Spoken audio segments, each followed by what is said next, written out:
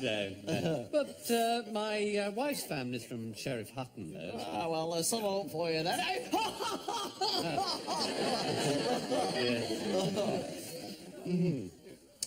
I must say, everyone seems very friendly. Well, you know, it's not all cloth caps and whippets up here. No. We have heard of avocados and hot and cold running water. Cold running water, that's priceless.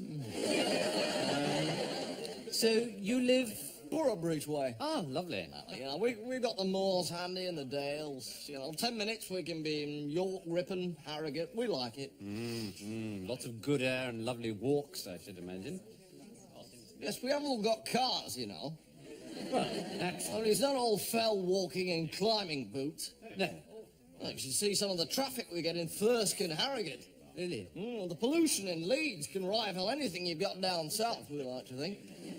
Oh, yes, it can sometimes take me 2 hours to get to work. There's so many cars. Yes, that can be terrible. I remember when I was in London, I used to have to get everywhere by bicycle. Can't move for bicycles in Ripon. Worst bicycle jams in Europe. Really? Still, the point is, it's the quality of life, isn't it? It's a place to bring up your kids in, less of the senior side of everything. We have heard of sex and violence, you know. We like to think there are more drug-related muggings, beatings and rapings in the Vale of York than anywhere outside Washington, D.C. See that woman over there? Yes? Sally Oldcastle runs the biggest crack kitchen in the Northern Hemisphere. And what's more, she's not stuck up. So really, it's much the same as London, though. You said it, pal.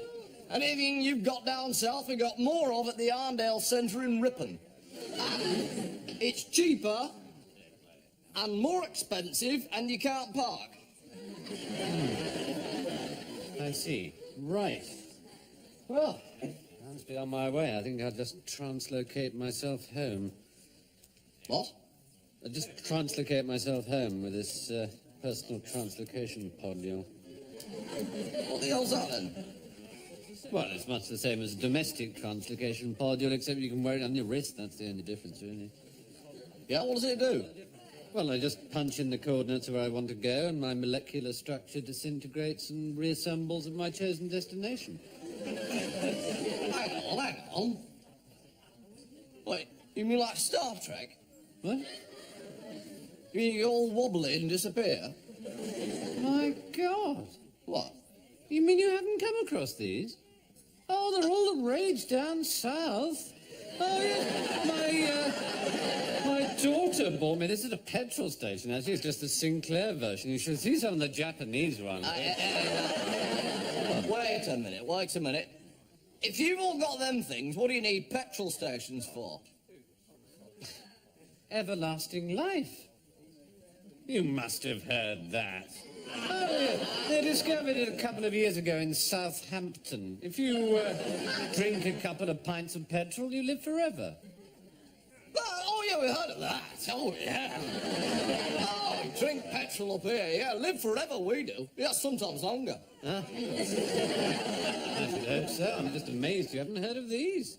Who said we hadn't heard of them? Well, just... Bloody designed and built up here, them things, you know?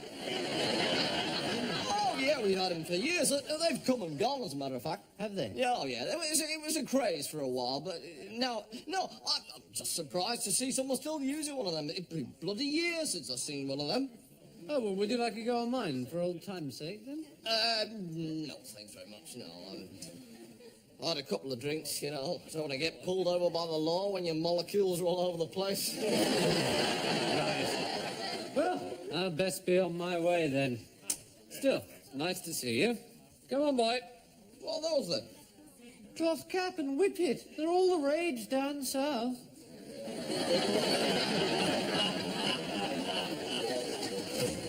There was a pneumatic drill outside our house all night last night. Fortunately, it wasn't turned on. Love thy neighbour as thyself, I said. Surely that's not too difficult a commandment. Ah, well, he said, that's all very well for you to say, but you don't live next door to Esther Ranson and Desmond Wilcox.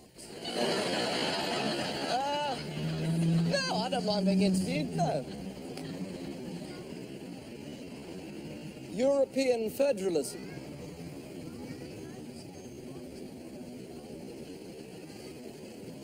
Got any other questions?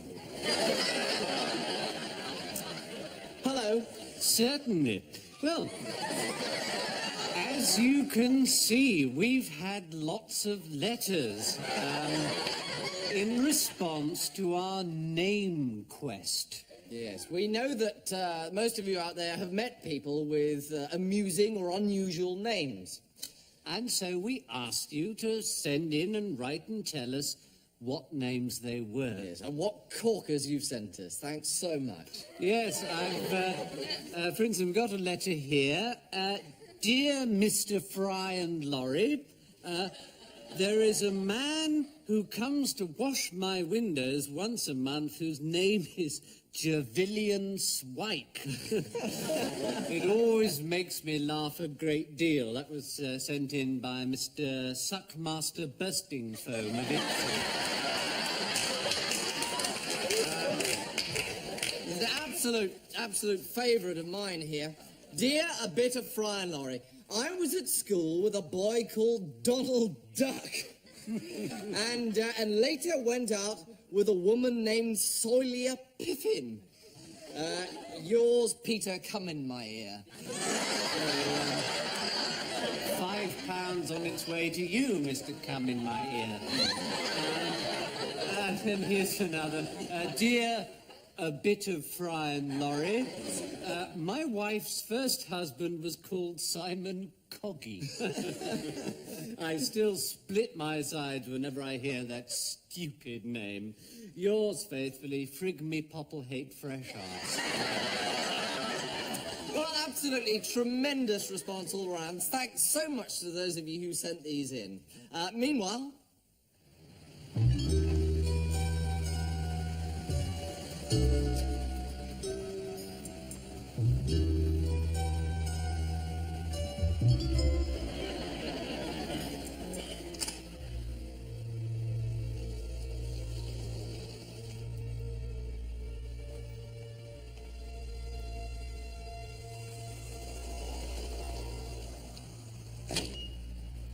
Big ears to see Mother Goose.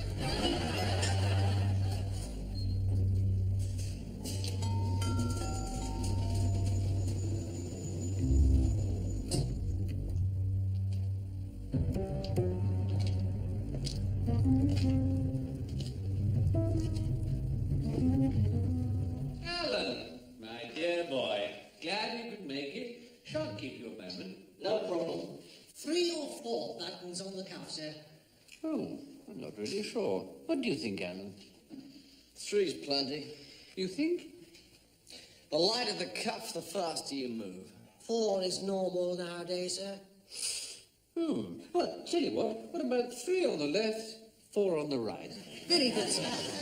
Now, I dare say you're wondering why I asked you here.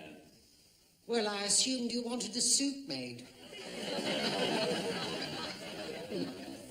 Alan, do you know why I asked you here? No? You're an outsider, Alan. That means I can trust you. Excuse me, sir. Trousers. Oh, yes, I think so. Gonna have trousers. Look at complete arse without trousers. Yes, sir. Did you envisage zip or button fly? Tricky one. Views, Alan? Personally, I'm a Velcro man. Bit noisy, isn't it? Noisy but fast. By the time they've heard your flies, it's a lifetime too late. Right, so, Velcro it is then. Now, Alan, I have a little theory I'd like to put to you. I'm listening. The department is rotten. Rotten to the core. Am I ringing any bells with you? You're saying the department is rotten? One other thing, sir. Yes? Which side do you dress? Nearest the window, usually. I want you to cast your mind back to Berlin. Problem? You told me to draw a line after Berlin, sir. Walk away and forget, you said. Yes, you had to leave in rather a hurry, didn't you? I can't remember. Ticket pocket, sir. What? For the waistcoat. Ticket pocket, ticket pocket, ticket pocket, ticket pocket. No, I don't think so. Hermione and I don't seem to get out to the theatre as much as we used to. It'd be rather a waste. Look, if you hold me on... Now, calm yourself, Ellen! Chicken tikka masala. There's reason in my mouth. What do you know of Carl Albert Beiderbecke? Beiderbecke. 5'11", medium eyes, blue build. Father was a Romanian circus acrobat, did some courier work for the Soviets in the late 50s. Mother was a small business advisor for the Midland Bank in Altrincham. Had jiu-jitsu, small arms, big feet. Fluent at the violin. Distinguishing marks, a small mole in his garden. I'm impressed, Alan. I've seen the file. Well, then, you're one of the few people in the department who has. Meaning? Meaning? Well, then, you're one of the few people in the department who has. I see.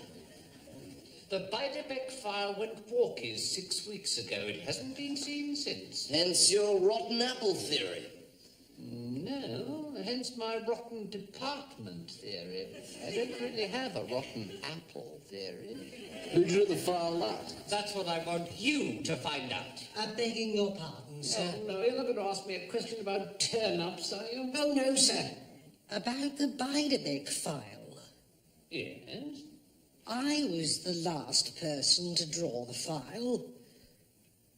You? Mr. Beiderbecke wanted a suit made.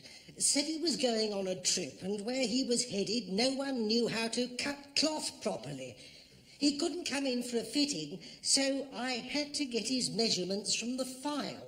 Well, I'll be rogered with a stiff wire brush.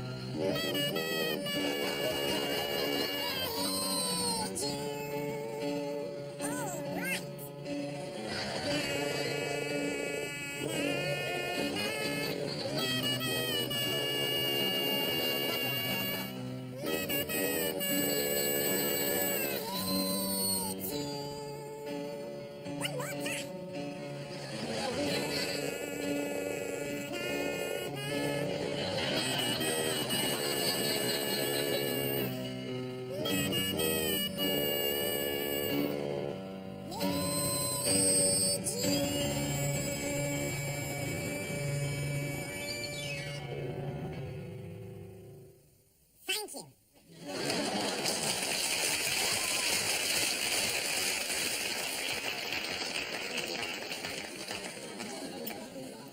I don't know if I ever told you about the day I forgot my legs. I can't remember which day it was. It was one of the ones that happened in 1987. Can't recall which one exactly. There were so many. In particular, there were quite a lot of Tuesdays then, I remember, so I've a feeling it may have been one of those. Anyway, I was on my way into work with Sir Peter Thornycroft, no relation, one fresh June morning in early May. And we took the shortcut across the fields. I stooped, I recall, to pick a buttercup. Why people leave buttocks lying around, I've no idea.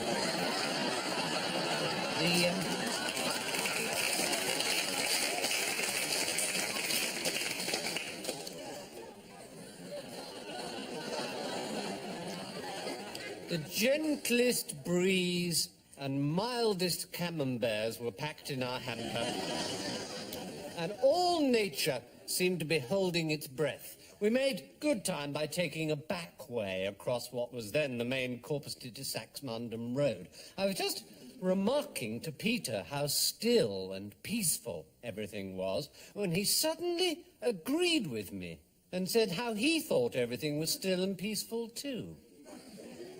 You know how if you half close your eyes, you can't see so well? Well, I just discovered that it was equally true if you half opened them. And I was pointing this out to him when I suddenly noticed that I'd completely forgotten my legs. Well, we had to go back for them. The moment was spoiled, and 3 years later, almost to the decade, Margaret Thatcher was hounded from office. I sometimes muse on what might have happened if I'd forgotten my ears as well. Never go back, ladies and gentlemen. Never go back. I cried the day Margaret Thatcher resigned. I cried and cried and cried. And then my husband and I remember this very clearly, we went out into the garden and we slaughtered a goat in a ritual sacrifice.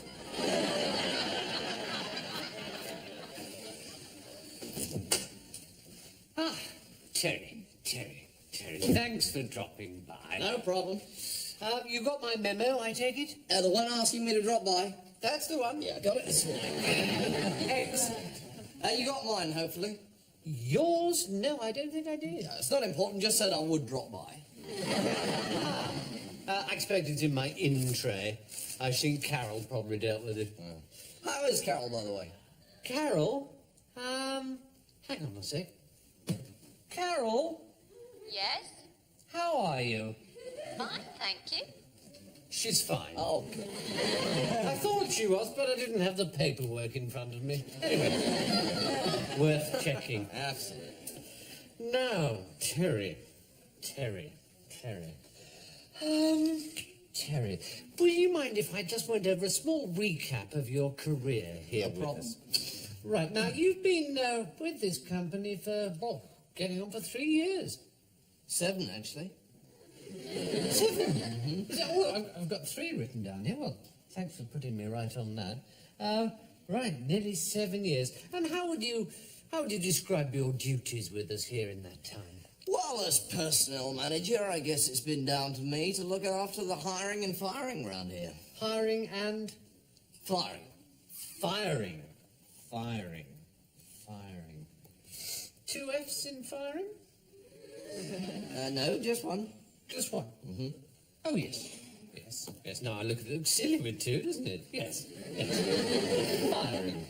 Of course, by firing, I take it you don't mean rifles or anything of that sort, do you? No, you mean sacking or dismissing employees. That's right, yeah. Although a rifle would come in handy every now and then.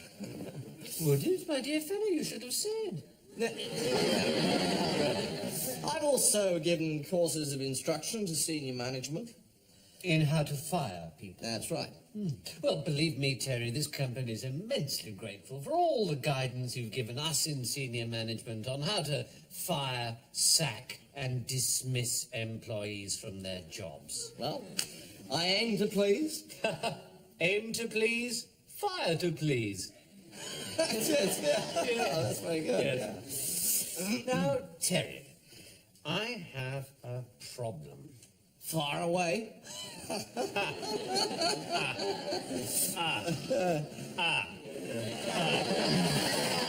Yes. Terry, supposing there was someone I wanted to fire. Well, you know, I always advise directness and candour. Directness and...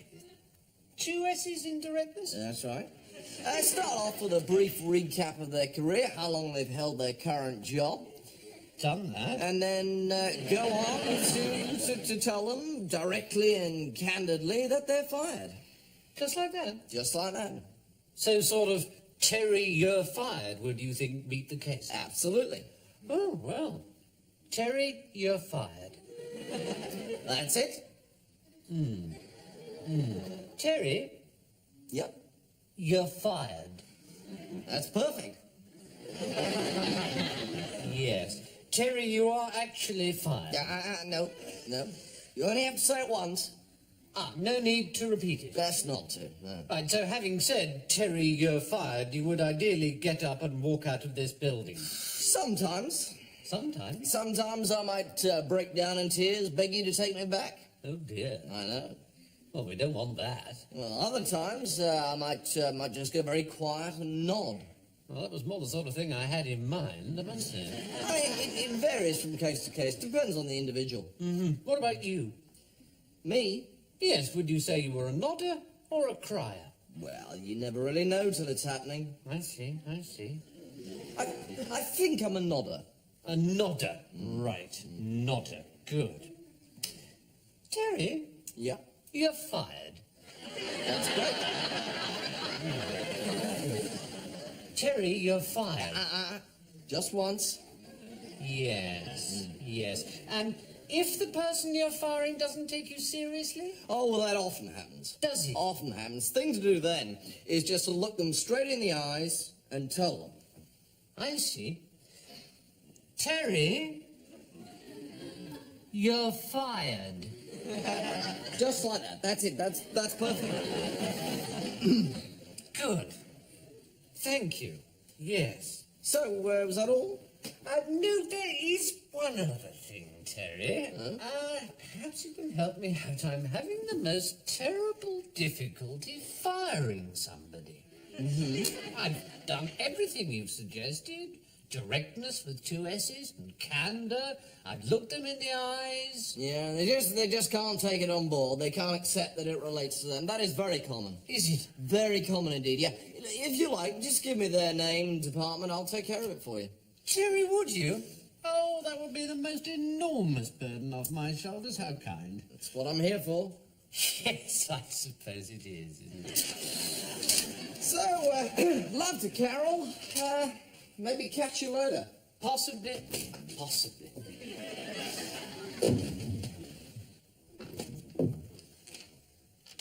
You bastard! I thought you said you were a nodder. So, Emlyn, what happened next? Well, what's happened is that the lad, he's read the bit of paper with his name on it. Yes. And,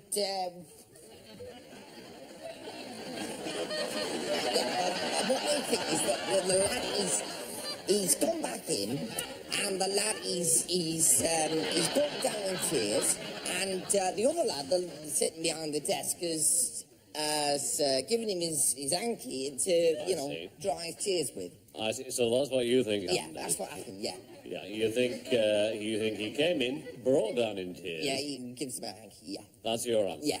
Yeah, you don't want to change your mind. No, that is So definitely... you think he Yeah. came in, broke down in tears, Yeah. and was then given a handkerchief with which he wiped his face. That's what happened. That's what you think happened next. Yes. And you don't want to change your mind. No, that is what happened. You're sticking to Yes. the answer. I see. Well, Emlyn, you are absolutely right on. So, Emlyn, what happened next? Well, the lad's answered the question. Yes.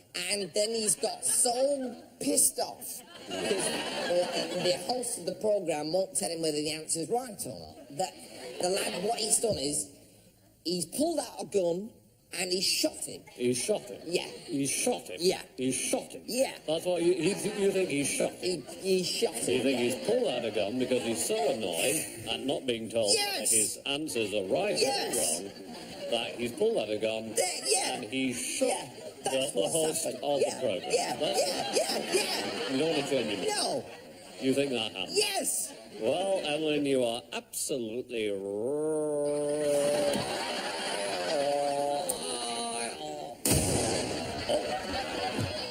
absolutely right.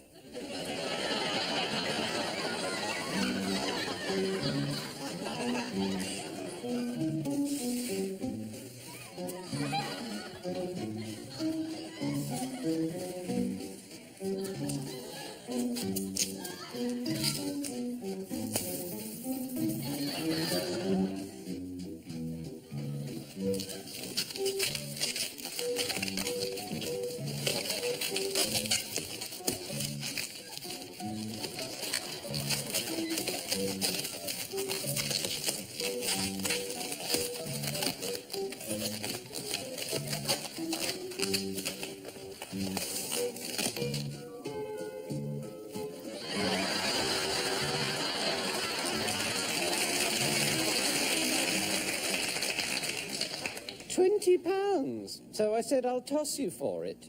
And he said, what would you do for 50?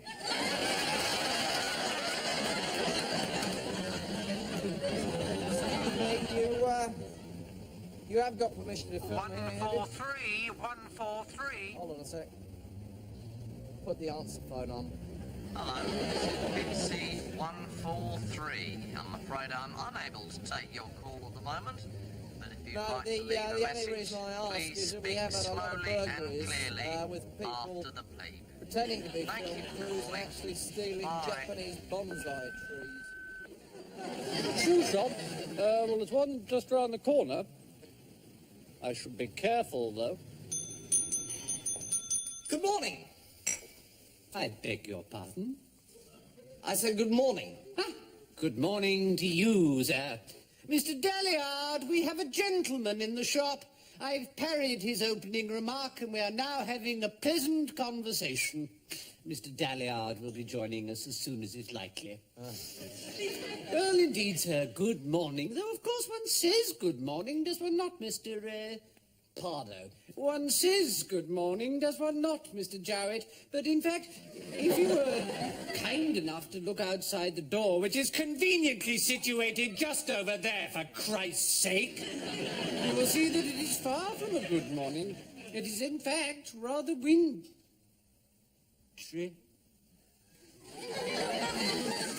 Yes, I suppose it is rather. Very, very wintry. Indeed. So, from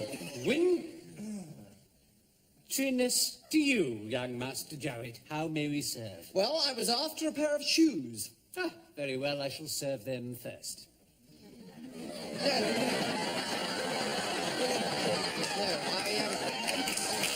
I was looking for a pair of shoes. To buy? To buy. Mr. Dalliard, the gentleman wants to buy a pair of shoes. Really? Oh, what rotten decomposing luck. Mr. Dalliard tells me we have no shoes. Oh, I must say, you've got very good hearing. I beg your pardon? Well, I couldn't hear your Mr. Dalliard at all. My Mr. Dalliard? Yes, the fellow who was, Oh, sir, I've confused you. Have you? Yes, I should make it clearer than a Waterford bedpan that he is not my Mr. Dalliard. He's everybody's Mr. Dalliard. A gift to the nation, if you like, as much my Mr. Dalliard as your Mr. Dalliard. Or, dare I say it, and I think I dare, Graham Gooch's, Mr. Dahlia. Graham Gooch? So it looks, sir, as if you've come to exactly the wrong place. I advise you to leave by the door, which is still conveniently situated just over there, for Christ's sake. Walk 17 paces to your left and turn into the small shoe shop that you will find next to a branch of Finley's, the tobacco people. You mean this isn't a shoe shop? Good Lord, and lots else besides. No, Mrs. Jowett. But this is a place where people come to meet and talk privately in an intimate, informal atmosphere with a view to a massage or several rounds of sexual intercourse. What? This is a place where people... You mean this is a brothel? I dislike the word brothel, Mr. Jowett. I prefer the word brothels. Yes, this is a brothels. But what about the shoes? Shoes? Well, these. Those are my prostitutes, Mr. Jowett. Prostitutes? You mean people pay to have sex with these? Very much, of course they pay, Lady Jowett. I'm not a charitable organisation, much though the evidence may point to my being reasonably tall.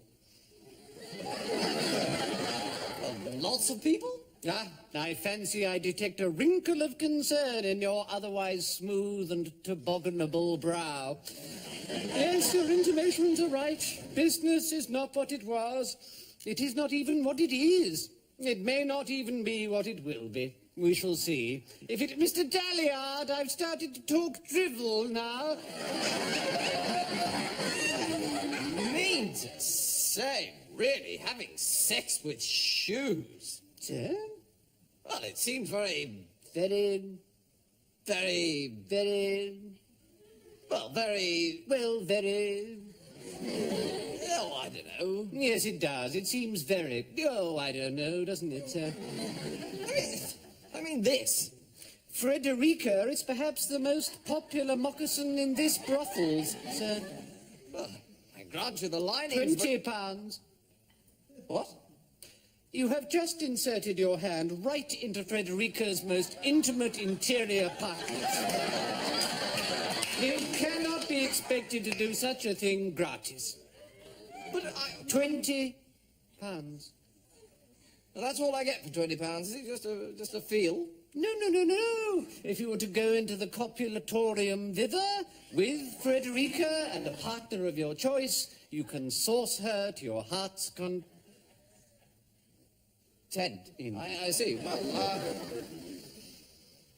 as I'm here, I suppose. Yes, all right. I'll take this one. Sir, that is more than my job is worth. If you want that kind of thing, I suggest you go to the Philippines. All right. Well, I'll take Frederica and this one. Very good, sir. Frederica and Colin. Through there, you have half an hour. Colin? I won't tell a soul, sir. Discretion is my middle letter. Mr. Dalliard, we have a three-way. Meet you at the peephole. Well, that's about it for this week. That's right. Sadly, the clock has beaten us. Oh, do be quiet, Hugh. Right. So, until we happen into each other again in the corridor of life, it's good night from me. And it's good night from me. And it's good night from me. We're going to leave you with tonight's cocktail recipe. This one is called Everything in the Till and No Sudden Moves. You can have fun asking for that in your local bar. And for it, you need 4 measures of gin, rum, brandy, whiskey, tequila, Angostura bitters, and a sprint of orange juice, and a pack of ordinary playing cards. Please, Mr. Music, will you play?